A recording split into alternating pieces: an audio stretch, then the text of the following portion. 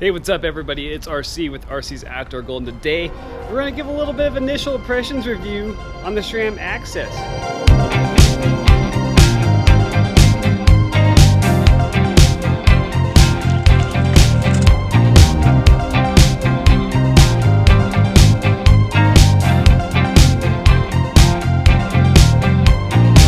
This video is brought to you in partnership with Ruby Canyon Cycles and Grand Junction. Check them out at 3rd and Main and with their website, all that's in the description, especially if you want to demo Specialized or Yeti. Thanks. All right, so we've made it inside Ruby Canyon, and this is Ryan. You've seen him in my Eagles Wing video, and he's going to walk us through real quick about a few of the basic features of the Sram AXS. Obviously, the cool thing is you can see there's no cable attached, so this is a fully wireless shifter and derailleur.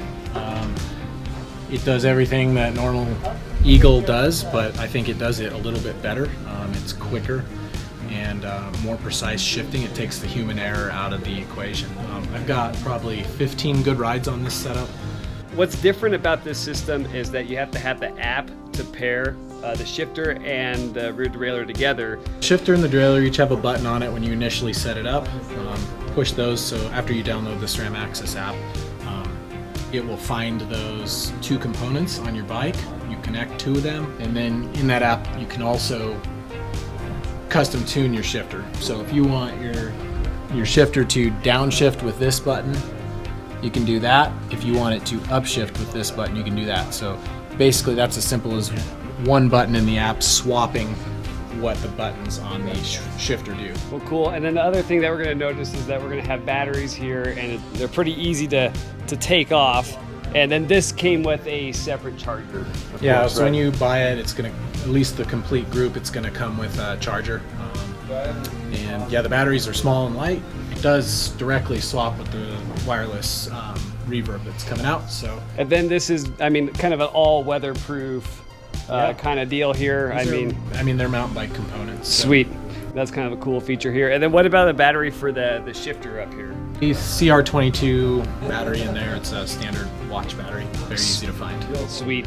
And then finally, I guess the last question I have is about kind of getting the shifting dial. I have an adjustment mode that you can go into. I mean, it's essentially the same as setting up a cabled drivetrain, but you're just doing it electronically rather than actually using a cable on it. So once it's set up, it's pretty dialed.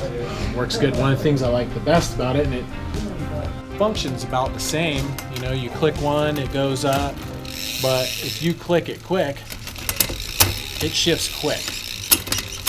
Also, hold the button. If I do that, that's been very useful. If I just hold it, it's doing it by itself. There.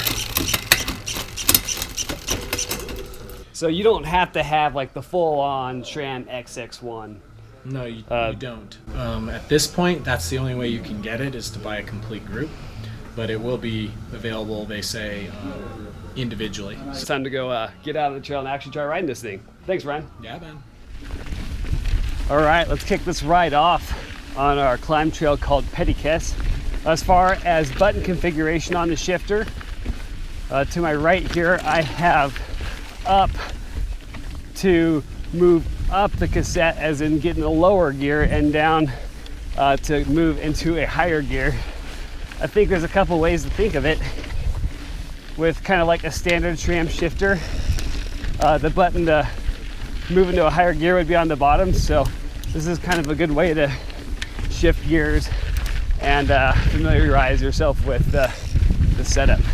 Now, right off the bat, if you're watching YouTube videos at home, you'll always kind of notice with a standard and traditional shifting, well, obviously ratchet, so you'll always hear that click, so you know when I'm shifting and stuff. This so far is pretty quiet, like that. So I just shifted down, moving to my lower gears. One thing that jumps out at me right away is how smooth this thing shifts. It is shifting extremely well. So let's go onto these rocks right here. I'm shifting under load, pretty smooth. Let's pound through, shift up. Never even felt it. There's still a little bit of a learning curve to this that I kind of, on this climb, I'm I'm liking to hang my thumb right onto the paddle. If you're kind of ready to shift gears and you know it's coming, I mean, this is just a really good way to have the fast response. And so just kind of give some more perspective and a little experiment on this climb. I'm going to kind of upshift right here, and I'm going to hold it down as I spin my way through. So that's all the way. Now let's kind of downshift. I'm going to hold it down. Now the problem with this is you don't know where you're going to end up. It's kind of musical cassette gear rings, kind of off the cuff. I'm preferring to do what Cranston said and single click. So if I just want to move up the cassette, I'm going to click here. And if I want to move down a cassette, I'm going to click down here. Pretty simple. All right, we had a pretty good climb test on the Yeti SB150 and the Sram AXS, but let's give it a little bit of downhill and see how it does. What I'm really looking for here is kind of chain tension, chain slap. So we're going to hold it towards the higher gears just to kind of see how it does. All right, we finally entered the downhill portion of the test. It's going to be pad blustery. I am not going to go at full speed, just to let you know. But we'll just kind of record some sound, hopefully, that we get of the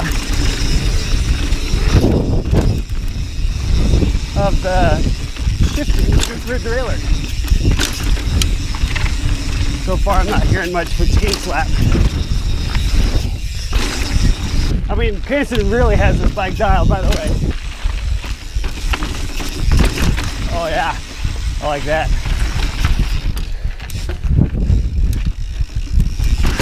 Oh yeah. I think I'm on the lowest or the highest gear on the cassette. So we're gonna just kind of check for some chain slaps and some of this.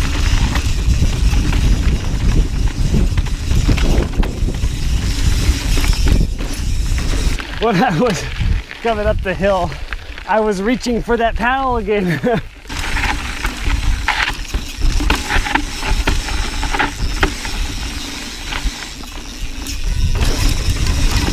That kind of wraps up the downhill portions of it. I think we had a pretty good run, actually. We'll meet you at the Outdoor Gold Studio for our final thoughts.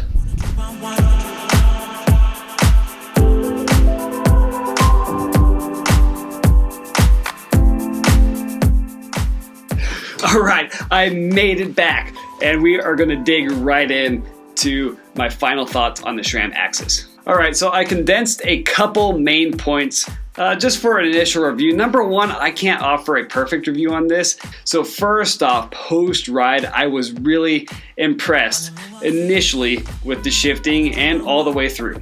So a couple of things that come to mind when I think about how the electronic shifting worked. Super smooth, effortless shifting is basically the name of the game here. Now, I remember running a live stream not that long ago, and I expressed some skepticism over the shifting, and I wouldn't say that it quashed all of it, but I'd say that it did a pretty good job. Now, one of the big reasons I had doubts about it was the usage of the phone app, but in reality, the phone app is actually really minute in this circumstance. You only need it to configure and pair the shifter and the rear derailleur. Not to mention that process was really easy, so very basic stuff, nothing to worry about. Your app is not running while you're riding the bike. As we kind of get more into the review, let's talk about batteries.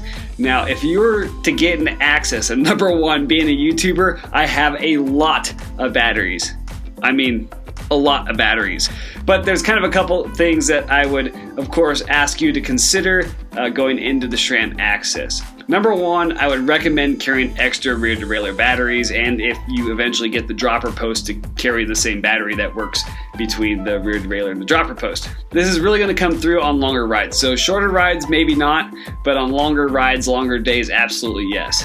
Number one, there's a couple circumstances that you can run into in this case, but the first would be, obviously, it runs out of juice from you not charging it. The second would be the battery falls out from it not being secure properly. This is a big issue in drones. Battery is not getting secure, so always double check the battery to make sure you don't have any chance of that thing falling out, because that can really, you get the rest. And then also, with my experience with GoPros, is that cold temperatures will totally ravage a charge. So be sure to stay on top of your batteries and carry a couple extras. Now, SRAM also kind of has varying times on battery life, but I mean, right off the bat from what I've seen thus far, it's actually pretty impressive. Okay, so I kind of have to convolute these two topics, kind of about who is this for and what is the cost. At the time of this video, right now, SRAM AXS is not that readily available, and I think it's only available in a group set. Going forward, it will be available, I would assume, in a separate rear derailleur and shifter and batteries and such, but right now it's pretty difficult to get. If you remember when SRAM initially released the Eagle 12-speed, that they released XX1 and X01 first, eventually trickled that same design and technology down to GX and NX. So I kind of anticipate that will be the same thing with AXS. And that GX, NX pricing might actually entice me a little bit to getting involved in the electronic shifting market. And as far as the cost goes on the XX1 group set, you're looking at about $2,000 in American. It's pretty steep. There's nothing really budget friendly about it, which is kind of how we're getting into who is this product for.